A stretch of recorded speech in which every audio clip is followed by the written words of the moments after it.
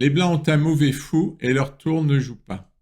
Par contre, ils menacent de rentrer en F7 avec un cavalier qui protège.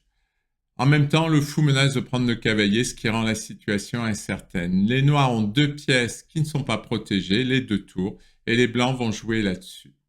Tour F7, et là les noirs auraient dû jouer Dame H4, et après tour prend G7, la situation est incertaine, puisque deux pièces blanches ne jouent pas, mais ils ont une tour hyper active, pendant que les noirs ont trois pièces qui sont très actives. Donc il aurait fallu jouer comme ça, mais à la place, les noirs vont jouer Dame D8, et là les blancs vont pouvoir gagner un temps en attaquant la dame, et en même temps ils ont libéré la case F7, et maintenant les blancs vont faire une attaque double, ils vont menacer la tour, et ils vont menacer échec et mat. Les noirs ont un bon coup, ils éliminent le cavalier, et en même temps ils contrôlent cette case qui est assez puissant, puisque c'était difficile de parer les deux menaces. Bon, les blancs peuvent quand même prendre la tour, mais cette tour est en prise. Si les noirs prennent la tour, eh bien, tout simplement, on prend l'autre tour. Et on a ce qu'on appelle la qualité en plus, c'est-à-dire une tour contre un cavalier, c'est-à-dire une pièce plus forte contre une pièce plus faible. À la place, les noirs vont jouer, il fallait jouer ça, hein, parce qu'on perdait la qualité, c'est-à-dire une pièce plus forte contre une pièce plus faible, mais à la place, les noirs vont essayer fou B8, ce qui est complètement perdant, puisque maintenant les blancs peuvent faire une fourchette. Et les noirs vont continuer à se tromper, puisque maintenant ils autorisent l'échange des dames. Dame prend, tour prend, et les blancs vont gagner la tour, et ils vont rester avec deux tours de plus. Merci pour votre attention. Les noirs ont deux pions de plus, des pièces actives, mais une mauvaise structure de pions. Les blancs ont une tour qui va attaquer les pions, et par contre des pièces peu actives. Donc c'est vrai que les noirs ont un gros avantage. Par contre, le plan des blancs est simple. Ils vont aller attaquer le pion doublé avec la tour. Là, ils vont jouer tour H6. Et c'est vrai que les noirs n'ont pas beaucoup de possibilités de défense et pourraient même s'affaiblir au niveau de l'activité s'ils passent leur temps à défendre ce pion. Donc on va voir tour H6. Et là, les noirs vont adopter un plan intéressant, c'est-à-dire de mettre la tour ici pour attaquer le pion. Et une fois que la tour a pris le pion, ils ramènent le roi avec l'idée de chasser la tour et ensuite de prendre le pion. Les blancs vont se faire prendre au piège puisque eux voient le même plan. Ils se disent je vais défendre le pion. Et ce qu'ils ont raté, c'est que cette manœuvre qui semblait viser le pion ne visait pas le pion, mais la tour, puisque maintenant, après tour H3, la tour est enfermée, le cavalier protégeant le pion, et il n'y a aucune case de fuite. Joli piège, tour G1 pour s'attaquer au cavalier, mais ça ne change rien si ce n'est qu'on ne va gagner que la qualité, c'est-à-dire une pièce plus forte contre une pièce plus faible.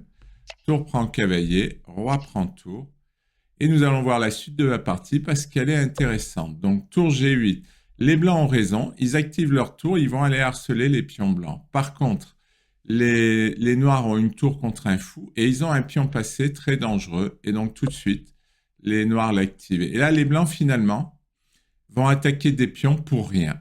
C'est vrai que ça a l'air impressionnant parce que là, la tour a l'air très active. Mais finalement, elle tape un peu dans le vide, quoi. Elle va peut-être en gagner un, mais pendant ce temps, les noirs vont aller faire dame. Donc les noirs ont ramené leur tour, ce qui est un bon coup puisqu'ils protègent à la fois ce pion et ce pion. Donc maintenant, tout a l'air sécurisé, à part peut-être ce pion. Mais bon, on ne peut pas tout avoir non plus. Et ça va libérer le roi. Alors peut-être qu'il va aussi passer par E5 pour protéger le pion, mais ça va libérer le roi pour accompagner le pion si nécessaire.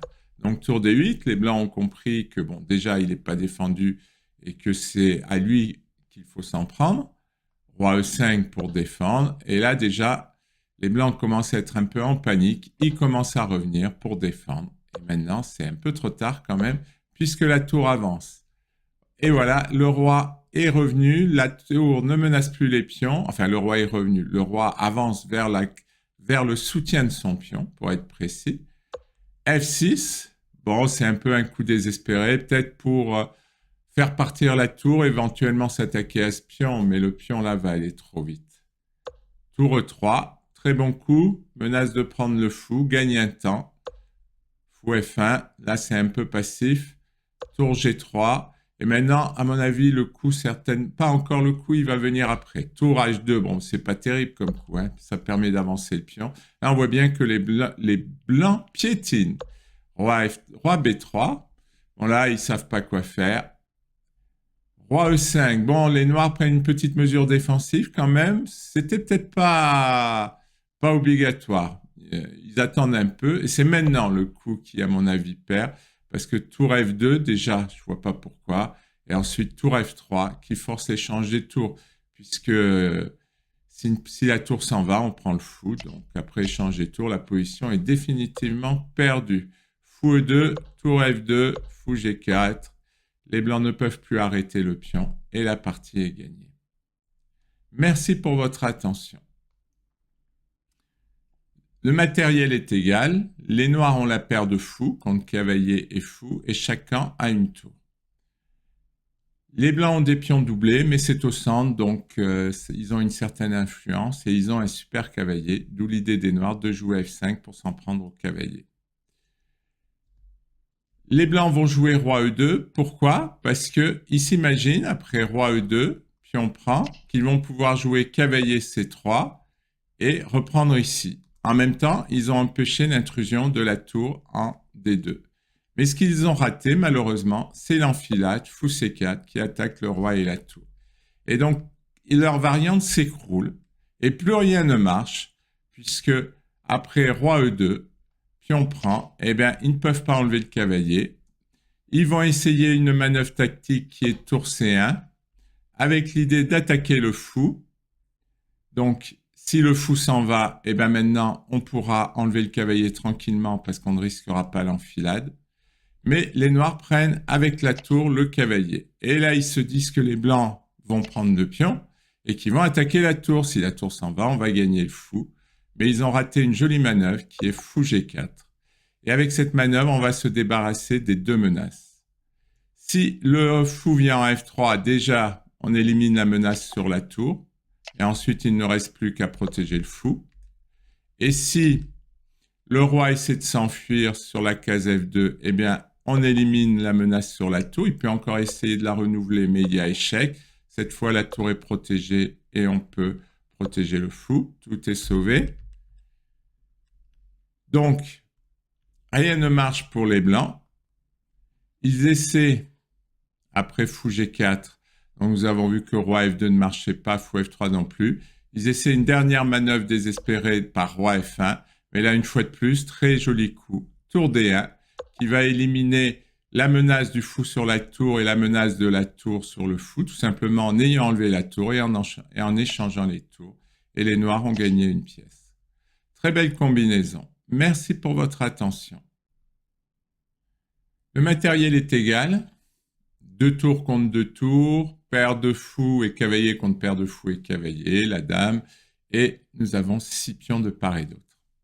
Les pièces blanches sont mieux placées. La dame attaque le roc, le cavalier est bien en E5, le fou s'apprête à venir en H6, les 2 tours sont au centre. Bon, il y a peut-être ce fou qui participe pas trop, mais nous remarquons qu'il a quand même de l'espace, donc les pièces blanches sont bien placées.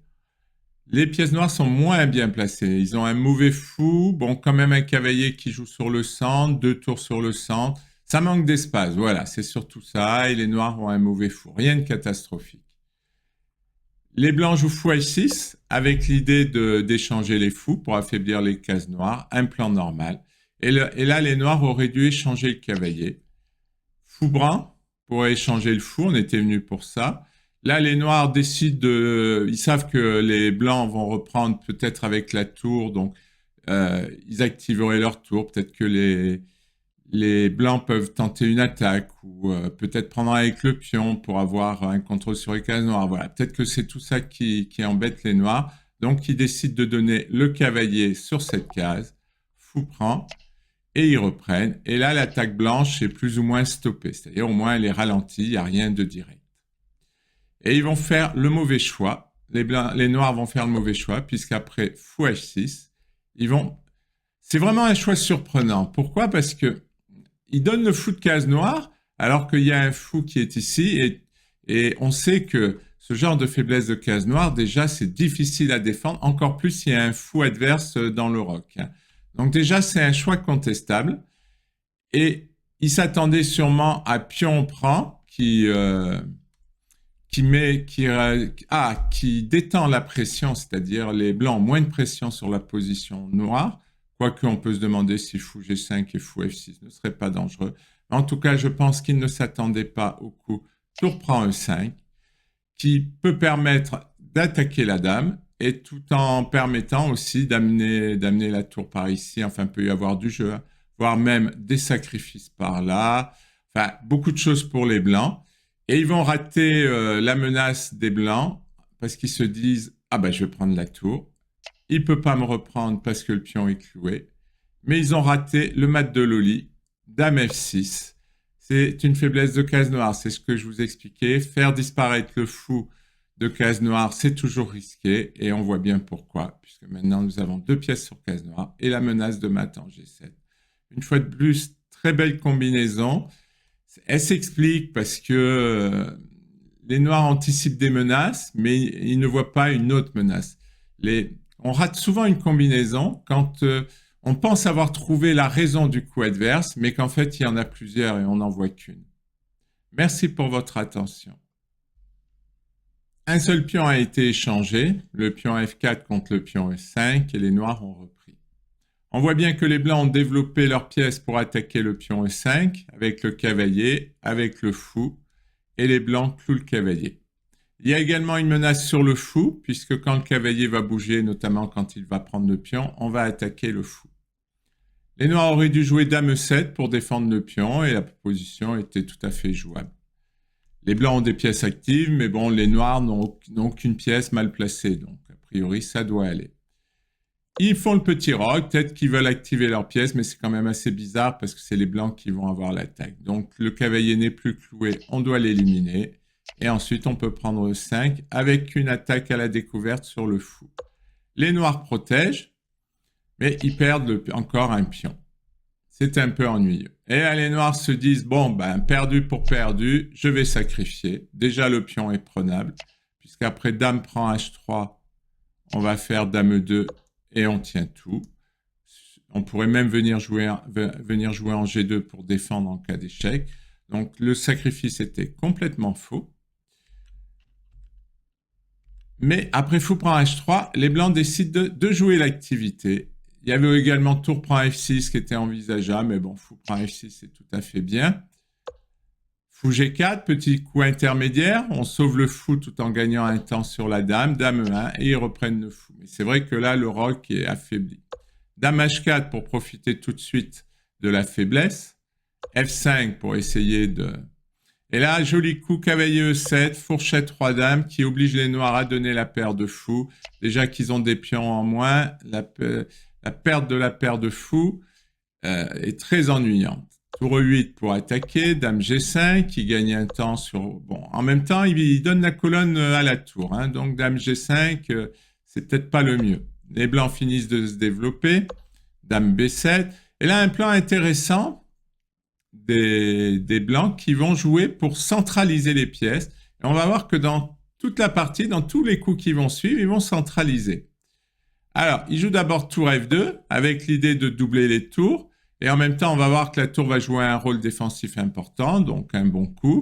Dame C6. Bon, là, je pense que les noirs savent plus trop quoi faire. Et début du plan des blancs pour recentraliser la dame. Tour G8, c'est logique. Dame D4, échec. Tour G7. Et voilà, on propose l'échange des dames. Et comme les noirs sont obligés de refuser, eh ben on se retrouve avec une dame bien placée. Les noirs étaient obligés de venir défendre la tour aussi. Donc, bon, on met la dame sur une case passive et c'est pas très bien. Nouveau joli coup des blancs, E4. Pourquoi? Pour mettre le cavalier au centre. L'échange va permettre de mettre le cavalier au milieu. Donc, les noirs essaient d'éviter. Pion C6 attaque la dame, mais celle-ci reste au centre. Ils essaient encore de la chasser, mais elle reste toujours au centre. Puis on prend, et voilà, on peut reprendre avec la dame, puisque les noirs ne peuvent toujours pas échanger. C'est ça le problème quand vous ne pouvez pas échanger. C'est que l'adversaire, il fait un peu ce qu'il veut. Hein. Dame D7, tour E1, dernière pièce qui ne joue pas, qui s'active. Fou E6, eh ben, pour bloquer la colonne et éviter, pour la flèche, pour bloquer la colonne et éviter d'éventuels sacrifices. Et puis active le fou, parce que finalement, ce fou, il n'était pas terrible. La tour devait le défendre et il faisait rien, quoi. Donc l'idée, c'est de un peu recentrer éventuellement. On pourrait peut-être le recentrer par ici. Tour E3, un coup intéressant qui peut permettre d'aller là, attaquer la dame ou revenir par ici pour attaquer sur le roc. C5. Les blancs provoquent les échanges parce qu'ils ont l'avantage matériel. Moins il y aura de pièces, plus la finale sera facile. Et là, les noirs ne peuvent pas éviter l'échange. Dame E5 pour clouer la tour. C'est jamais un mauvais coup. On attaque le pion, on centralise la dame. Dame B6, cavalier E4 pour centraliser le cavalier. Bon, C4, il n'y a plus rien à faire de toute façon. Et là, cavalier F6, un coup intéressant. On menace tout simplement cavalier E8 et dame G7 mat. Difficile de défendre. Il enlève la tour, c'est pas le mieux. Il aurait dû jouer dame D8, mais bon, il avait une mauvaise position. Tour G6, il donnait un échec à la découverte.